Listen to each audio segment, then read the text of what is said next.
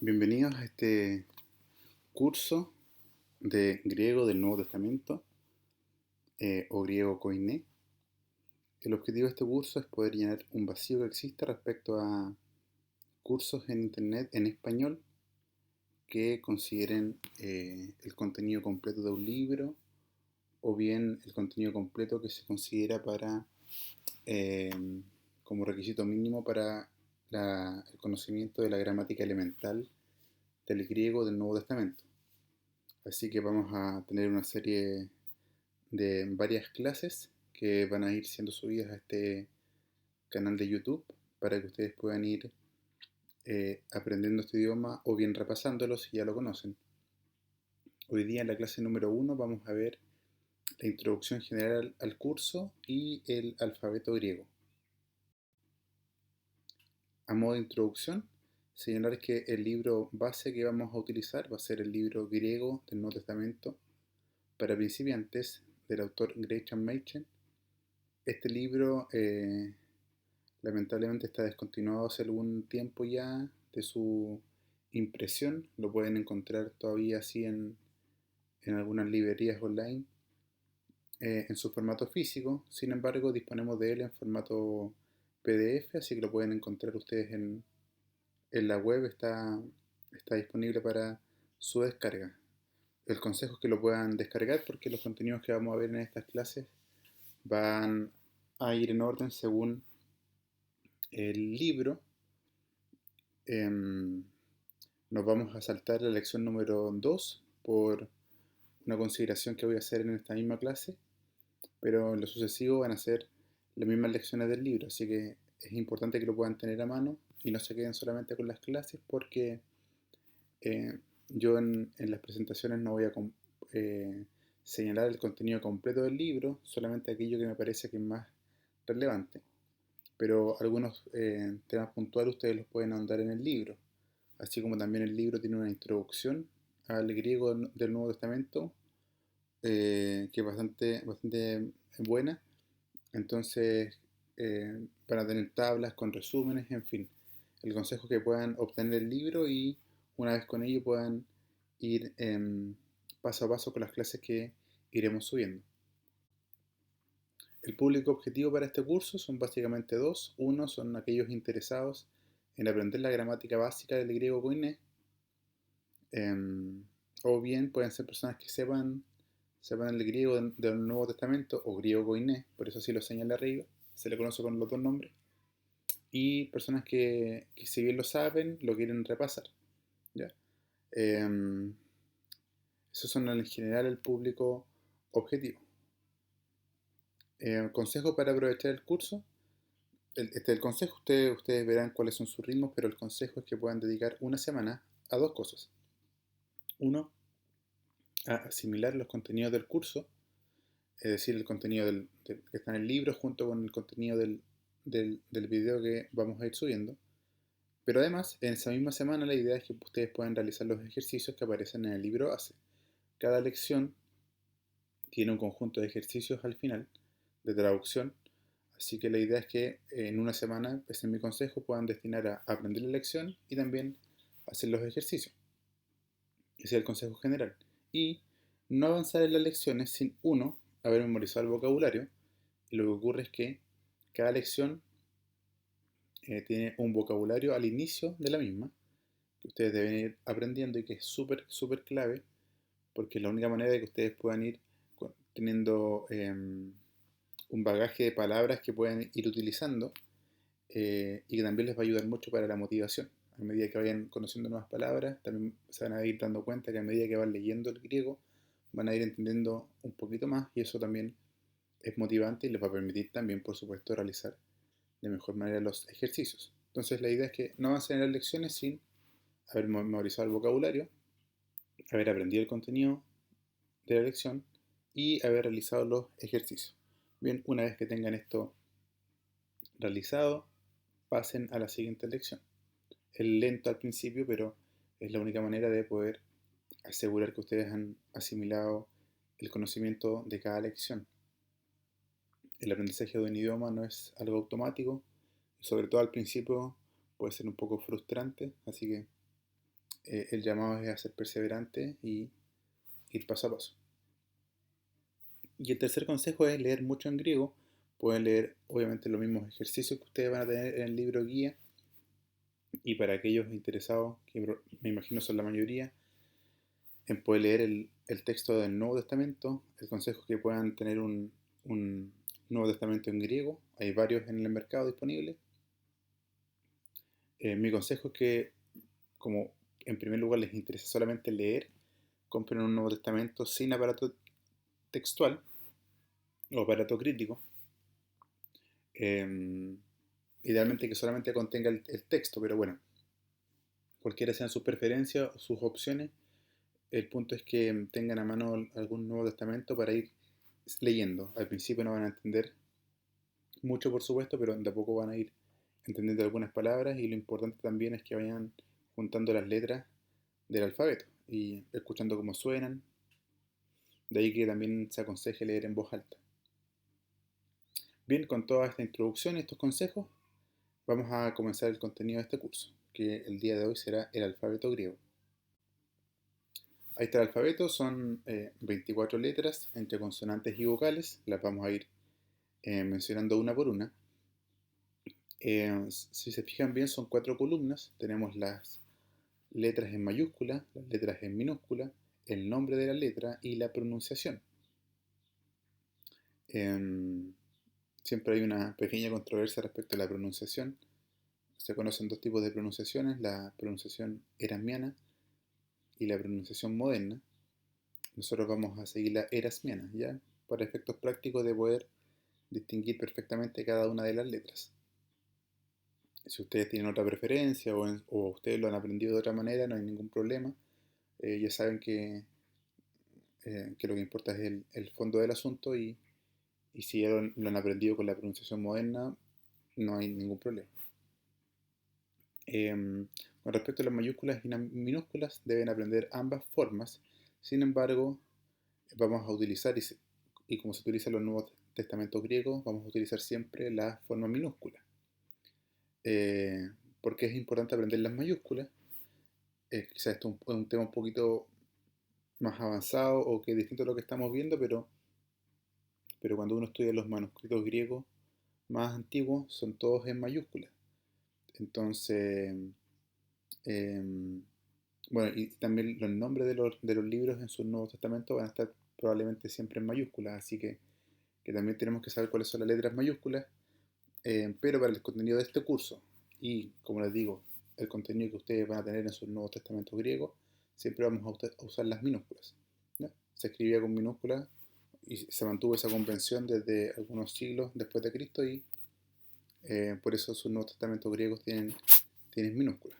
Se mantuvo eso. Entonces, de las mayúsculas a las minúsculas, el nombre y la pronunciación. Vamos a comenzar por la primera, la alfa. Y se pronuncia como A. Beta se pronuncia como B. Gamma se pronuncia como G.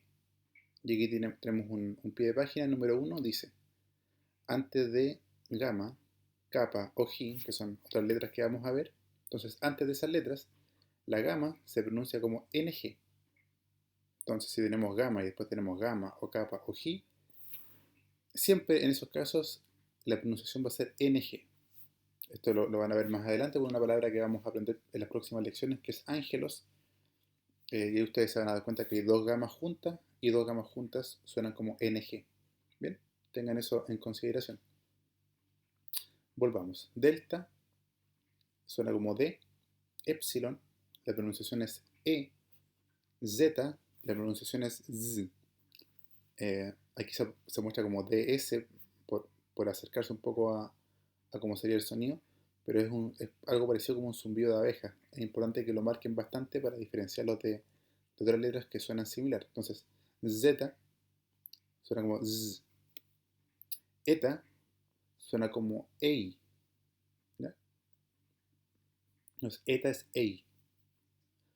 Z funciona como la TH inglesa o la Z española, dice ahí. Pero quizás es más universal la TH inglesa, entonces es Z con Z.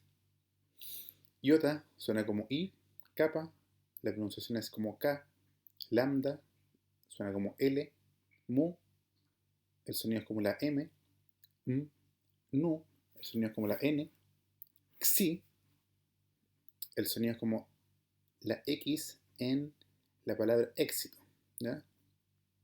Cuidado aquí también, para que no se confunda con la Z o con otras que tenían sonido de S. Entonces, xi suena como la X, pero en éxito. Omicron suena como O, pi suena como la P, ro suena como R, y aquí tenemos también un pie de página, número 2, dice, al principio de una palabra se escribe ro y se escribe con una forma. Es algo que vamos a ver enseguida, pero ahí ustedes tienen una especie de apóstrofe, ¿ya? Entonces, siempre, al principio de una palabra, es decir, alguna palabra que comienza con ro, siempre no va a ir la ro sola, sino que va a ir con esta especie de apóstrofe encima, que enseguida vamos a ver en unas láminas siguientes cómo se llama. Volvamos, sigma, y la sigma tiene dos posibilidades, según el pie de página número 3. Sigma, que suena como S, nos señala el pie de página número 3 que se escribe S con una forma un tanto distinta, bastante parecida a la S española. Se escribe sigma, ¿verdad? Como esa S española, solo al final de una palabra. Entonces, esta es la sigma tradicional que siempre nos vamos a encontrar, pero solamente al final de una palabra la sigma va a tomar esa forma, la forma de una, muy parecida a lo que es una S en español. Después tenemos la tau, que suena como T, la upsilon, que suena como U, la Fi, que suena como F, la Ji, que suena como una J, la Psi, que suena como una PS, Psi, y la Omega, que suena como O, ¿ya? Al igual que Omicron. Entonces tenemos Omicron y Omega, la verdad es que suenan iguales para efectos prácticos, y el resto de las letras suena cada una distinta. ¿Cuáles son principalmente las diferencias que hay con respecto a la pronunciación moderna? Nos encontramos que tenemos diferencias en la upsilon y la Ji. En la pronunciación moderna, la upsilon suena como I, lo que nos hace muy difícil distinguirla de la iota. Por eso preferimos la pronunciación erasmiana, donde la upsilon funciona como U. Pero se los adelanto porque pueden ser que ustedes conozcan a otras personas que sepan griego o inclusive escuchen algún video en YouTube de lectura griega y se van a dar cuenta que hay muchos que pronuncian esta upsilon como I. Bien, es solamente una diferencia en cuanto al enfoque de la pronunciación. Y la otra diferencia práctica es la Ji, esta, que en la pronunciación moderna la prefieren como que suena como K, como Ki. En tal caso se nos hace muy difícil diferenciarla de la capa. Por eso preferimos nuevamente la pronunciación erasmiana. Bien. Bueno, este es el alfabeto. Hay que memorizárselo, por supuesto, de memoria y en orden, con sus mayúsculas y sus minúsculas. Y, por supuesto, con su pronunciación correspondiente. Y este apartado que aparece acá abajo también lo tienen que saber. Brevemente, una generalidad respecto a las vocales griegas. Las vocales griegas son la alfa, epsilon, omicron, iota y upsilon. Sin embargo, tenemos como estas mismas vocales cortas, también las tenemos en forma larga. A veces vamos a decir que la vocal se alarga. Esto también ocurre con otros idiomas, pero la diferencia práctica ocurre con dos vocales, con la epsilon que alarga a eta y la omicron que alarga a omega. Bien, el resto de las vocales mantiene su misma forma. Bien, esto es solamente una generalidad que en algunos casos va a ser mencionada, pero que por lo demás no me cuesta mucho conocerlo. Entonces tenemos vocales griegas cortas y largas, y las largas son iguales que las cortas, salvo en la epsilon, que su vocal larga es eta, y la vocal corta omicron, que su vocal larga es omega. Vamos a ver también los diptongos más comunes. Los diptongos son dos vocales que al juntarse operan como una sola vocal. Y aquí tenemos los diptongos más comunes y su pronunciación. ¿Qué nos interesa? Saber que hay un par de casos en donde la pronunciación cambia respecto a lo que uno pudiera pensar. Cuando tenemos, por ejemplo, una alfa con una iota, su pronunciación es I, es decir, el sonido que cada una tiene. Con epsilon iota ei, con omicron iota oi, con alfa upsilon au, con epsilon upsilon eu, hasta ahí ninguna diferencia, pero aquí, con omicron y upsilon, el sonido que toma es U. Así que atentos con eso. Con upsilon y e iota, el sonido es UI, así que no hay diferencias. Y aquí tenemos otra leve diferencia. Con la eta y la upsilon, el sonido es EU. No es EI-U, que es el sonido de la eta, la EI, sino que una eta con una upsilon toma el sonido de EU. Bien, entonces a poner atención con la omicron upsilon y con la eta upsilon. Vamos a ver ahora un símbolo que se conoce como espíritus, y son esta marca, ¿verdad? Que era como un apóstrofe que yo les decía que estaba sobre la ro, cuando la ro comienza una palabra. Y vamos a ver que pueden haber dos clases de espíritus en griego. Una vocal o un diptongo, que también son dos vocales en el fondo. Entonces siempre una vocal, al principio de una palabra, siempre lleva un espíritu. Y este es el famoso espíritu, ¿ven? Esa especie de apóstrofe. Siempre que una palabra comienza con vocal, va a llevar espíritu. El espíritu siempre se coloca sobre una vocal y en el caso de un diptongo, sobre la segunda de las dos vocales que forman el diptongo. ¿Bien? El espíritu rudo, que es este mismo símbolo, pero si ustedes se pueden dar cuenta, la curva va desde adentro hacia afuera. Entonces va hacia afuera la curva, eso se llama espíritu rudo. Indica que un sonido de J se pronuncia antes de la vocal o del diptongo inicial. Ese es el espíritu rudo, ¿verdad? El que suena como va a hacer que la vocal correspondiente tenga antes un sonido de J y que tiene su curva hacia afuera. Mientras que el espíritu suave, que es este, que tiene la curva hacia adentro, indica que no se pronuncia tal sonido de J. Entonces, cuando tengamos un espíritu suave, no hay ningún cambio en pronunciación, pero cuando tengamos un espíritu rudo, va a hacer que la vocal suene anteriormente con una J. Así que, y aquí están los casos para que lo puedan entender de mejor manera. Así que en, ustedes pueden ver ahí que es una epsilon con una nu, entonces el sonido de ambas juntas suena como en, y tiene un espíritu suave. Eso se pronuncia en, porque tiene un espíritu suave, ¿verdad? Esto es un espíritu suave, el que tiene la curva hacia adentro. Y gen, la misma epsilon con nu, que suenan en, pero que como tiene un espíritu rudo, que es esa curva hacia afuera, se pronuncia gen. Eso es muy importante que lo puedan saber porque en algunos casos esto nos va a permitir distinguir palabras que son iguales. Bien, entonces con el espíritu rudo la pronunciación va a añadir el sonido de una J. U se pronuncia U, que lo vimos anteriormente con el diptongo, y que como tiene espíritu suave nos agrega un sonido adicional. Y Ju es el sonido de esa omicron y upsilon, el mismo diptongo anterior, pero esta vez con el espíritu rudo y con el espíritu en la segunda vocal del diptongo. ¿Bien? Entonces, esos símbolos se llaman espíritus. Hay dos espíritus, el espíritu rudo y el espíritu suave. El espíritu rudo va a añadir el sonido de una J. El espíritu suave no añade ningún sonido a la pronunciación. Los acentos en griego. Los acentos en griego cumplen la misma función que en español, es enfatizar el sonido en alguna de las sílabas. Sin embargo, en griego hay tres tipos de acento, diferente a lo que pasa en español. Tenemos el acento agudo, que es esa tilde, muy parecida a la tilde española. El acento circunflejo, ¿verdad? Y el acento grave, que es como el agudo, pero en otra posición. Entonces, en griego tenemos tres tipos de acento: el agudo, el circunflejo y el grave.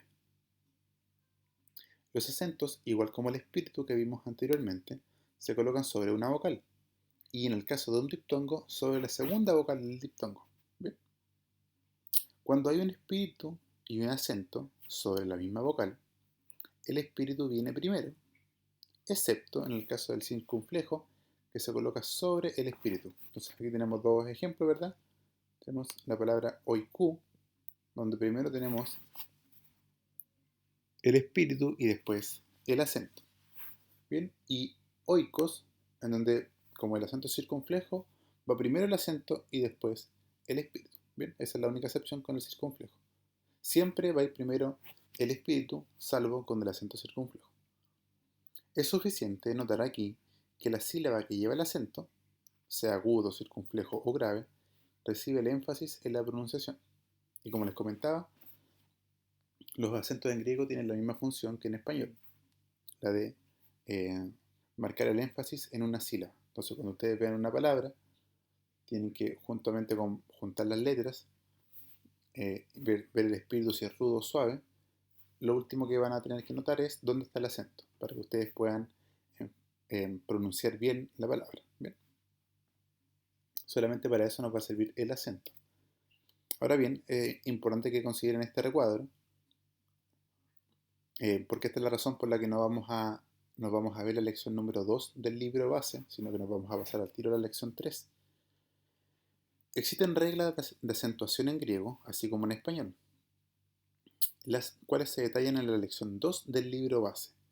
Como son 3 acentos, la verdad es que son bastante las reglas que hay que aprender para poder acentuar una palabra, si uno estuviera escribiendo. Como el aporte principal del acento es el de enfatizar la pronunciación, no veremos la lección 2 del libro base y avanzaremos de inmediato hacia la lección 3 de dicho libro. ¿Bien? Sin embargo, existen algunos pocos casos en donde sí es importante reconocer los acentos. Esos casos serán mencionados en su momento, según la lección en que aparezcan. ¿Bien? Entonces, no vamos a ver la lección número 2 del libro de Gresham Machen, griego del Nuevo Testamento para principiantes, porque la verdad es que el acento solamente nos va a ser útil para pronunciar y ustedes y como en español estamos acostumbrados a esto, cuando vemos el tilde en español, acentuamos o enfatizamos la palabra, alguna sílaba dentro de la palabra. Cuando veamos algunos de estos 3 acentos que no son difíciles de notar, el agudo, circunflejo y grave son bastante fáciles de notar en una palabra, cuando los veamos vamos a enfatizar esa sílaba. Entonces, para eso, y como nuestra tarea principal es leer griego, no escribirlo, em, los textos del Nuevo Testamento ya vienen bien acentuados, por supuesto, así que no nos va a costar nada poder pronunciar la palabra correspondiente. Y además, como hay una alta cantidad de reglas que aprender, la verdad es que, en mi opinión, no tiene mayor sentido dedicar tiempo a eso cuando no nos va a ser útil, salvo algunos casos en donde una misma palabra se va a diferenciar en su significado por el acento. Esos casos, que son muy pocos, los vamos a ir mencionando en el libro a medida que vayan apareciendo esas palabras en el vocabulario. Así que estén tranquilos con eso y no se asusten porque nos vamos a saltar a la lección número 2 del libro base. Otras gramáticas griegas en español que he visto no incluyen este apartado de los acentos en las gramáticas elementales, así que no crean que van a tener un vacío importante. Vamos a ver los signos de puntuación finalmente. Y hay 4 signos de puntuación en griego que tenemos que aprender.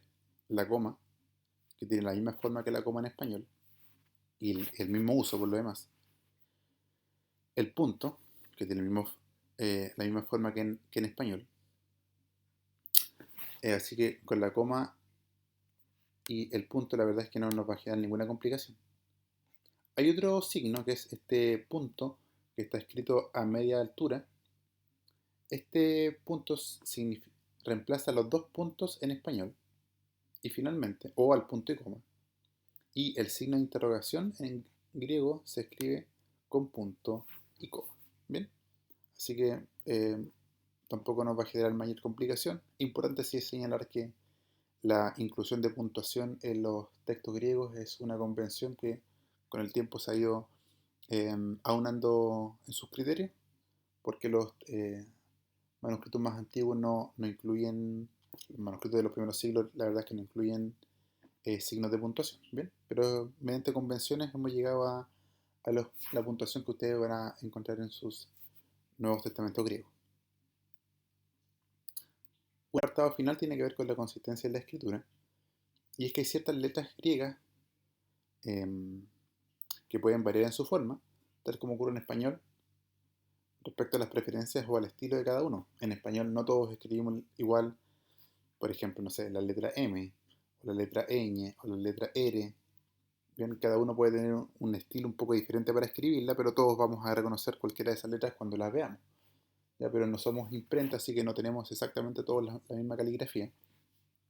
En griego ocurre lo mismo. La alfa, por ejemplo, es una de las letras más variables y puede tener, por ejemplo, alguna de estas formas, según quien la escriba. Puede tener esa forma, que es una de las más tradicionales. Puede tener esta forma, que es muy parecida a la A en español, o también esta otra forma. La verdad es que esto queda a su criterio. Ustedes vean qué forma les favorece más para escribir la alfa, por ejemplo, y otras letras también. La xi, la z, son un poco eh, em, complejas en su forma y por lo tanto, cuando ustedes la escriban, puede variar en relación a cómo la escribe otro. Lo importante es que sean consistentes, cualquiera sea el estilo, por así decirlo, que adopten respecto a algunas letras. Lo importante es que sean consistentes y mantengan esa misma forma hacia el futuro. Bien, ahora a practicar, vayan siguiendo el libro respecto a los ejercicios. Aquí lo que hay que practicar, por supuesto, es lo que hemos visto en la lección, pero particularmente el alfabeto. Escriban varias veces el alfabeto, léanlo y también ya vayan avanzando hacia leer algunas palabras. Y con eso terminamos este clase número 1 del curso griego del Nuevo Testamento.